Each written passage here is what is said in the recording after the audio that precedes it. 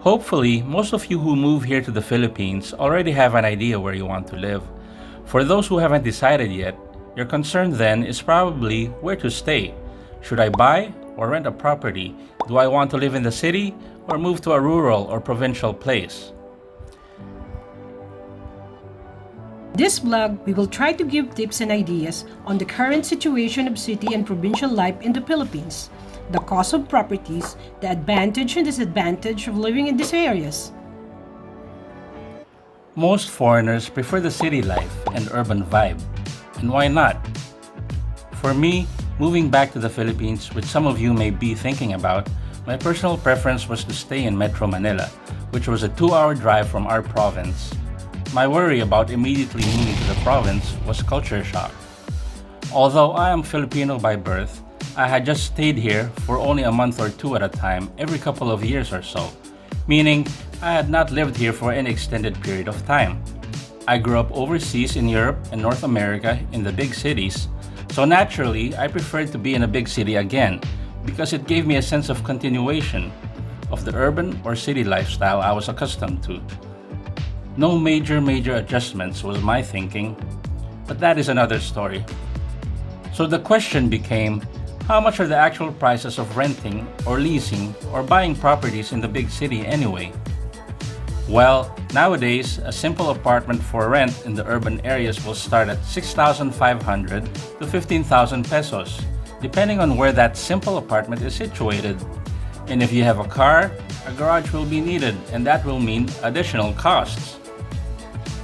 But if you are after safety and security and a convenient location, we advise that you rent or lease condominiums near malls.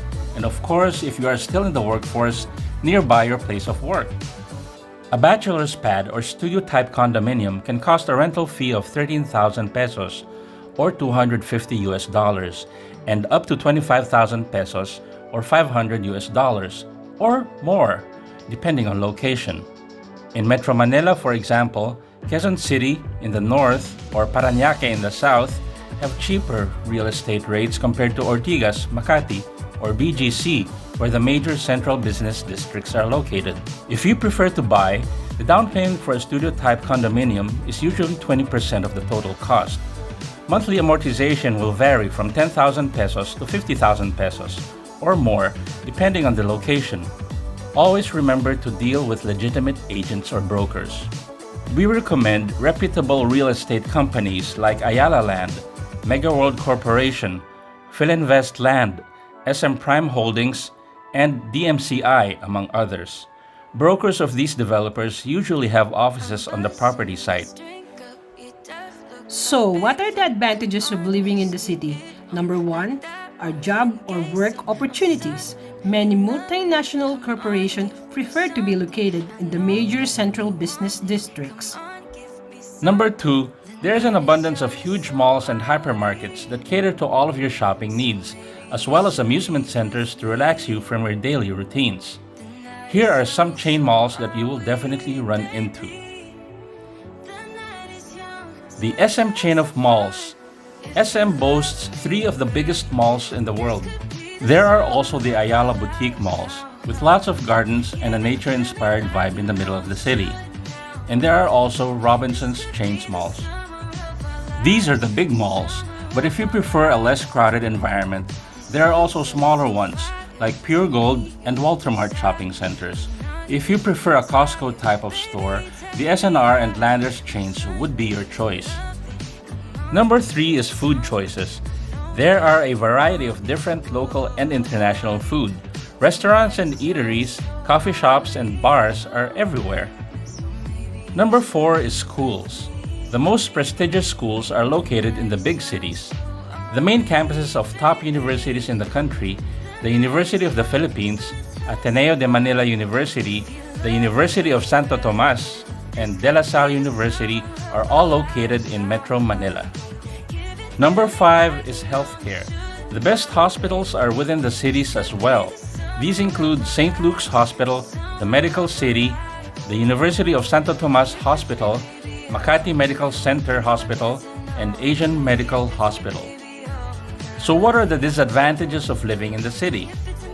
Number 1, would have to be the high price of living spaces due to the high demand. Since many people are working in the urban areas, the price of real estate properties are sky high. Number 2, the congested population. It is of course normal in highly populated city areas. For example, in Metro Manila, the population density is 21,000 people per square kilometer. Compare that to London, with a population density of 5,700 per square kilometer, Los Angeles with 2,700, and Auckland with just 1,200. Number 3, crime rates are higher in the city. Number 4, pollution is higher due to so many vehicles and factories in the city. Number 5, the traffic is notorious, especially in Metro Manila, due to so many vehicles. With that in mind, another option is living in the province. What are the advantages of living in the province? In most cases, provincial homes and lots are more spacious and life is a little laid back and less dynamic compared to urban areas. Real estate properties are much affordable. Yup, with barely 120,000 pesos to 150,000 pesos, you can own a lot in the province.